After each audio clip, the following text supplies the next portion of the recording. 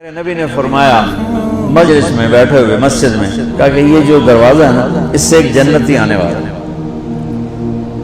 تو لوگوں نے دیکھا ایک مدینے کے مقامی آدمی ذرا بوڑھے وہ مسجد میں اندر آئے، داڑھی میں وضو کا پانی، ہاتھ میں جوتا، نماز میں شریک ہو گئے۔ اگلے دن آپ کی محفل تھی تو آپ نے فرمایا یہ جو سامنے دروازہ ہے اس سے ایک جنتی آ رہا ہے۔ تو سیم وہی آدمی اسی حالت میں انٹر ہوئے۔ اگلے دن ہوا تو آپ نے کہا اس دروازے سے جنتی آنے والا ہے، ٹھیک وہی آدمی اسی حالت میں انٹر۔ اس مجمع میں ایک صحابی بیٹھے ہیں، ان کا نام ہے عبداللہ بن عمرو۔ یہ 1,24,000 صحابہ میں ان کی ایک اسپیشلٹی ہے کہ یہ سب سے زیادہ عبادت کرتے ہیں، سب سے اتنی عبادت کسی نے نہیں کی۔ ساری رات نفل پڑھتے تھے، سارے دن کا روزہ رکھتے تھے اور دن رات میں ایک قرآن ختم کرتے تھے۔ کوئی ہمارے جیسا اول تو کر نہیں سکتا، کرے گا تو چوتھے دن پاگل ہو جائے گا، دماغ خشک ہو جائے گا۔ اور انہوں نے نبھا کے دکھایا، رات پوری تہجد، دن پورا روزہ، اور رات اور دن میں ایک ختم قرآن۔ اب ان کو خیال آیا کہ یہ بابا جی مجھ سے بھی زیادہ عبادت کرتے ہیں جو ان کو یوں ڈائریکٹ جنت کی بشارت ملی اور مجھے نہیں ملی، تو میں دیکھتا ہوں یہ کون سی عبادت کرتے ہیں۔ کیا یہ ساری رات سجدے میں پڑے رہتے ہیں، رکوع میں کھڑے رہتے ہیں، قیام میں کھڑے رہتے ہیں، کیا کرتے ہیں؟ تو ان کے پاس پہنچ گئے، چاچا کہ تھوڑا والد صاحب کی ناراضگی ہے، دور رہنا چاہتا ہوں، 2-3 دن ٹھہر جاؤں آپ کے پاس؟ ہاں ہاں ہاں بیٹا آ جاؤ آ جاؤ آ جاؤ۔ اب عشاء کی نماز کے فوراً بعد انہوں نے چادر اوپر لی اور چادر میں یوں سوراخ کیا اور یوں لیٹ کے دیکھنے لگے کہ اب یہ بزرگ کیا کرتے ہیں۔ بزرگ تشریف لائے، سرانے پہ سر رکھا، اللہم بسمک اموت و احیا، سونے کی دعا پڑھی اور تھوڑی دیر بعد خراٹے آتے ہیں۔ وہ بڑے حیران ہوئے، بھئی میرا تو خیال ہے یہ ساری رات سجدہ کرے گا تو رو رو مسلح تر کر دے گا، یہ تو خراٹے چون جاندے نہ ہو جا رہے ہیں۔ اب وہ دیکھ رہے ہیں ابھی اٹھے گا ابھی اٹھے گا ابھی اٹھے گا، پھر انہوں نے کپڑا اتار دیا، ابھی سویا ہوا ہے۔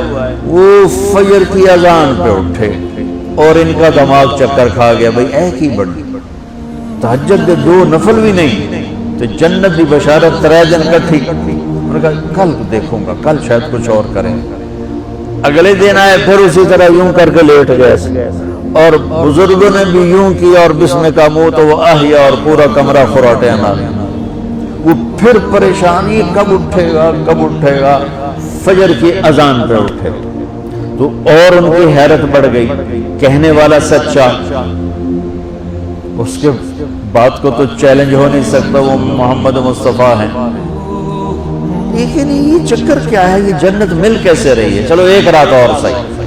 تیسری رات آئے، یہ یوں لیٹے وہ یوں لیٹے، یہ دیکھتے رہے وہ سوتے رہے، حتیٰ کہ فجر کی اذان پہ آئے تو یہ نا پھٹ پڑے، کہنے لگے چاچا بات بتاؤں؟ کہنے کیا؟ کہ میری کوئی جھگڑا نہیں تھا ابا سے، میں نے 3 دن مسلسل تیرے بارے میں سنا جنتی آ رہا، 3 دن تجھے اللہ کے نبی نے بشارت دی جنتی ہے جنتی ہے جنتی ہے، لیکن میں اس بات پہ حیران ہوں تو ساری رات سوتا رہتا۔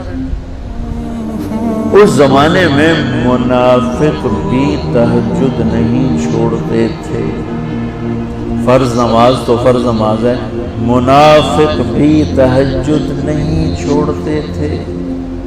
تو کہنے لگے کیا کرتے ہو؟ ساری رات تو سوتے گزار دیتے ہو، کیا کرتے ہو؟ کہنے لگے بھتیجے جو تو نے دیکھا ہے یہی کرتا ہوں۔ اب یہ پریشان ہے کہ اللہ کے نبی کی بات کو تو چیلنج ہو نہیں سکتا، اور جس کو بشارت دی ہے انہوں تو فٹ نظر نہیں آ رہی کہ کیسے 2 نفل آج کہ نیک لوگ تہجد نہیں چھوڑتے۔ تو کہنے لگے اچھا چلو اللہ نے ایسا ہی، اللہ کی مرضی اللہ کے نبی کی مرضی۔ یہ 4 قدم چلے تو آپ سننا، کہا بھتیجے ادھر آؤ، کہ بیٹا ادھر آؤ، آ گئے۔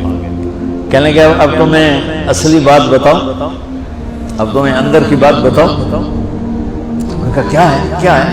اب وہ تیار ہو گئے کہ یہ کہیں گے میں 3 دن بیمار تھا اس لیے میں اٹھ نہیں سکا، ورنہ میں تو ساری رات سجدے میں گزارتا ہوں، میں تو ساری رات روتے روتے گزارتا ہوں، تو 3 دن میں بیمار تھا، میرے پیٹ میں درد تھا، میرے سر میں درد تھا، تو میں اٹھ نہیں سکا، ورنہ تو دیکھتا تو حیران ہو جاتا میری رات کیسے ہوتی۔